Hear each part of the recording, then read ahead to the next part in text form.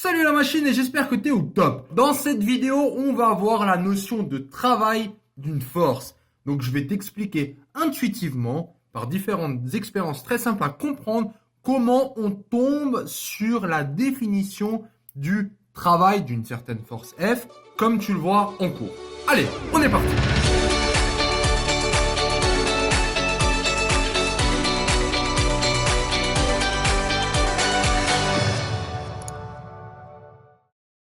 Alors j'ai déjà fait une vidéo sur les forces, que je te conseille de voir, où je t'explique que la force c'est rien d'autre que la modélisation d'une action mécanique. Et maintenant, essayons de comprendre cette notion de travail qui va revenir souvent. Donc, dans la vie de tous les jours, quand est-ce qu'on dit qu'il y a un travail? Ça peut être par exemple si on soulève une bouteille d'eau, on sent qu'il faut faire un travail. Quand on marche, quand on fait du sport et même quand on se gratte la tête. En gros, dès qu'il y a une activité physique, c'est là le moment le plus évident qu'il y a un travail. Voilà, par exemple. Et quelle est la particularité dans toutes ces activités? Tout d'abord, on exerce une force, première chose, et en plus de ça, il y a un déplacement. Et ça, c'est très important, qu'il y ait les deux en même temps. Sinon, je vais te montrer pourquoi, il n'y aura pas travail. Le travail alors, logiquement, on a envie de dire que si on note travail comme W comme work, en anglais, travail, voilà, c'est en relation avec quoi? À la fois avec la force et le déplacement. Alors, on va faire un exemple très simple et tu vas être d'accord avec moi. Supposons que je soulève une bouteille. On va faire cette expérience. Soulever une bouteille. Alors, soulever une bouteille, si je la pose de par terre jusqu'à la table, tu es d'accord que ça va requérir un certain travail. Je vais te montrer pourquoi. Tout d'abord, est-ce qu'il y a une force? Oui, il faut bien il faut bien contrer la pesanteur, le poids. Donc, il va falloir exercer une force. Est-ce qu'il y a un déplacement? Également, parce que cette bouteille, elle commence ici et elle va finir où? Elle va finir ici. Donc, on voit clairement qu'il va avoir un déplacement ici. Très bien. Donc, force plus déplacement. Ça, on va dire que c'est notre expérience de base. Donc, supposons que ça requiert un certain travail W bouteille, pour une bouteille. Prenons maintenant un autre exemple, deux autres exemples. Je fais ça. J'ai une bouteille, mais cette fois-ci, je vais la déplacer à deux hauteurs. Avant, je l'ai déplacée à une hauteur, et là, je vais mettre un truc deux fois plus haut. D'une part, et d'un autre part, j'ai un pack de 6, et je vais le déplacer à la même hauteur. Alors, à ton avis, si pour déplacer la bouteille de ici jusqu'à ici, il me faut WB, pour la déplacer de là jusqu'à tout en haut, il te faut combien? A priori, il faut deux fois cette force. Une fois jusqu'à là et une fois jusqu'à là. Parce qu'entre là et là, au final, il n'y a rien qui change. C'est toujours le même poids qu'il faut contrer. Donc, c'est combien? C'est 2WB. Par rapport aux 6 bouteilles, on a quoi? 6 bouteilles pour la montée d'une hauteur. À ton avis, il va falloir appliquer combien de fois de travail? Le travail, c'est quoi? Donc, le travail pour une, je sais que c'est une fois WB. Et là, j'en ai 6. Donc, a priori, ça semble assez logique que ça va être 6 fois WB. Donc, tout ça pour mettre en évidence quoi? Mettre en évidence que ça va dépendre du déplacement. Quand le déplacement il est deux fois plus grand, c'est 2 fois WB. Donc, on sent déjà une certaine proportionnalité. Et ça va aussi dépendre de la force. Si c'est 6 fois plus lourd, il faut 6 fois plus de travail. Donc, voici la proportionnalité. Comment on peut faire une formule du coup qui regroupe les deux? Voici la formule. Donc, la formule, c'est F fois AB. Donc, tu es d'accord que au niveau de la force, donc la force fois la distance de déplacement. Alors, une force, comme d'habitude, c'est en newton. La distance, ça va être des mètres. Donc, ça, c'est des unités. Et le travail, c'est des joules qu'on note juste par un J aussi. Ça va aussi. Alors, par rapport à ce que je disais, est-ce que c'est cohérent? Est-ce qu'on sent qu'il y a cette proportionnalité? Ben oui, parce qu'une bouteille, quand on doit la soulever deux fois plus haut, donc on fait bien fois 2. Et dans ce cas-là, la force, elle est constante. C'est ça qui est intéressant de remarquer. On fait la même force. Tu vois, donc celui-là, il ne va pas bouger. il y aura la proportionnalité au niveau de la hauteur. Donc là, je vais avoir x2. Par contre, quand j'ai 6 bouteilles, 6 packs, j'ai la hauteur qui va être une constante, c'est-à-dire elle, ce sera une hauteur fixe. Et là, il y a la proportionnalité qui va s'appliquer. Donc voilà, dans un cas ou de l'autre, quand on fait varier soit la force, soit la distance de déplacement, on sent bien la proportionnalité. Attention, donc ça c'est juste un petit truc, parce que ça, c'est ce qui t'attend à la suite, pour la suite, c'est que le travail fournit une énergie au système. Ça c'est très important. Et tu verras que cette énergie, elle est sous forme d'énergie cinétique et d'énergie potentielle. Donc je vais faire une vidéo pour l'énergie cinétique et une pour l'énergie potentielle, pour que tu puisses vraiment comprendre plus en détail ce que c'est tout ça. Alors pourquoi maintenant, toi, en cours, tu vois cette formule pour le travail? Ça, c'est la question. Pourquoi tu vois cette formule? Alors, est-ce qu'elle est juste? Est-ce que c'est cohérent avec ce qu'on vient de dire? Le travail, on le note comme ça de manière générale. Je m'explique. Le travail entre A et B de la force F. Ça, c'est comme ça qu'on lit. Donc, AB, ça va être la distance de déplacement et F, ça va être la force. Donc, c'est bien les deux choses qu'il nous faut. Déplacement et force. C'est rien d'autre. Par définition, ils disent que c'est un point entre deux scalaires. Alors, le point, c'est le produit scalaire. Ça, c'est bien le produit scalaire entre deux vecteurs. Voilà. Et ça, par définition, ça, c'est juste une définition. Là, je vais mettre 3 égales, si tu veux. Par définition, c'est la norme de la force fois la distance fois le cosinus. Le cosinus entre donc l'angle formé par la force et la distance de déplacement. Alors, on va appliquer ça à ce qu'on vient de voir. Et on va voir, est-ce que c'est logique? Est-ce qu'on retombe sur la formule que je t'ai énoncée au début? Maintenant, travail entre A et B. Donc, je note maintenant ici, c'est A, ici, c'est B. Travail entre A et B de la force F. Cette force, on va l'appeler F. Hein, on va tirer, ça va être la force F. C'est par définition F scalaire AB qui se note aussi. F fois AB fois le cosinus. Cosinus entre quoi et quoi? Cosinus entre la force et le déplacement. Alors le déplacement, il se fait vers quelle direction? Vers le haut. Donc il se fait vers là, le déplacement. Et la force aussi. Donc l'angle, clairement, l'angle entre les deux, il est nul. Donc j'ai 0. Du coup, F, je l'appelle F, et H, c'est la hauteur.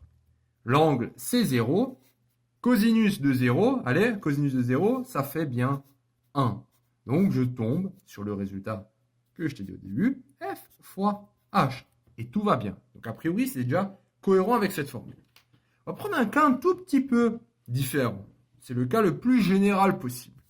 Observe cette situation. Si j'ai maintenant une bouteille qui est là, je l'ai juste couchée cette bouteille, et je veux la monter d'ici vers ce point. Donc on a bien cette hauteur H. Tu es d'accord que là tu vas me dire, tiens, pour monter la bouteille de là à là, bah, il me faut, on va dire, un travail.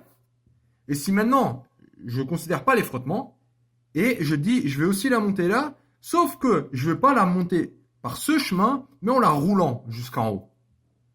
Tu es d'accord qu'au final, on va au même endroit, d'une certaine manière, hein, si je mets ça là, on va au même endroit. Pourtant, ça semble un peu logique que là, le travail va être plus grand. On a l'impression que on a en tout cas l'impression que le travail semble plus grand, parce que tu vas me dire, mais attends, si c'est proportionnel à la force et au déplacement, la force elle est constante et le déplacement il est plus grand. Est-ce que tu te dis ça par hasard? Donc, dans l'idée, on a envie de conclure, le travail va être différent entre ces deux longueurs. Alors, je vais juste te prouver qu'il y a une petite erreur dans ce raisonnement que je viens de faire là. Pourquoi? En réalité, quand je vais de là vers là, la force, clairement, elle est vers le haut, comme je l'ai représenté sur le schéma. Par contre, quand je roule la bouteille, on a envie de dire, ok, la force, elle est vers le haut. On doit faire une force vers le haut. C'est vrai, mais c'est cette force vers le haut. En fait, il y a deux choses qui vont se passer. Cette force vers le haut, je vais devoir quoi? Je vais devoir la projeter. Donc, si je projette cette force selon, on va dire, ça c'est notre repère. Ouais. Tu vas voir pourquoi je prends ce repère. Alors, cet axe, il est en direction du mouvement, ce qui est intéressant de connaître, et cet axe, il va être perpendiculaire au support. Donc, cette force, si je la projette, d'une part, je vais avoir la réaction du support, qui est normale. Hein. C'est ce qui fait que cette bouteille ne passe pas à travers le support. Logique. Et, d'ailleurs, il y a une vidéo là-dessus au cas où. Et d'autre part, on va avoir cette force, entre guillemets, qui va monter l'objet. Donc en réalité, la force qu'on applique, c'est celle-ci. C'est Fx. L'autre, c'est juste une force qui est là par le support. Par la force du support, cette force, elle est là. On est bon?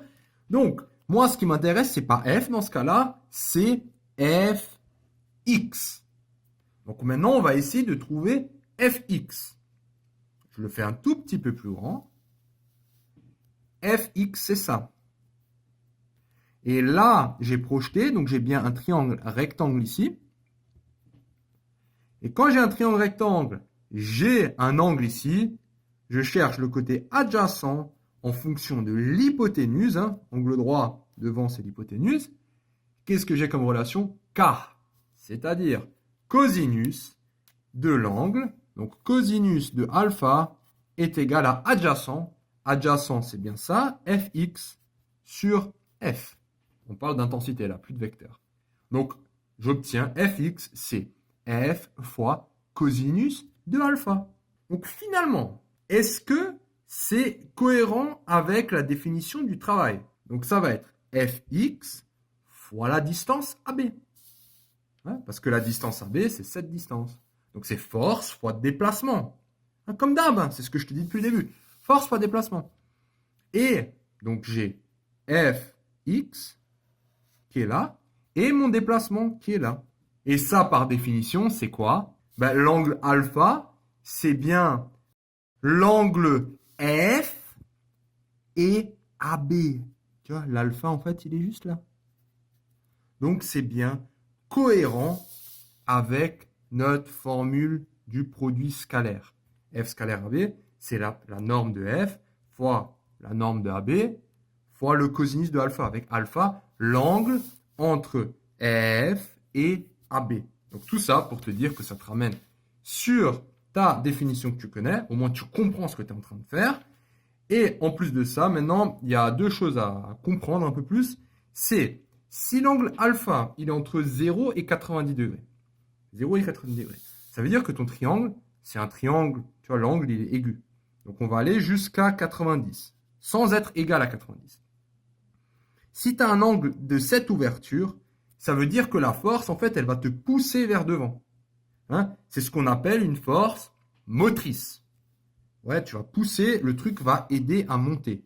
Par contre, si l'angle, il est pile égal à 90, en fait, par la définition, tu vas tomber F fois cosinus de 90 fois AB, et cosinus de 90, je te rappelle, hein, 90 degrés ou cosinus de pi sur 2, comme tu préfères, c'est égal à 0. Donc, dès que tu as un travail qui est perpendiculaire au mouvement, dès que le travail est perpendiculaire au mouvement, il n'y a pas de travail. Ça, c'est très important. Et la dernière option, c'est si tu as un angle, pas aigu, mais obtus.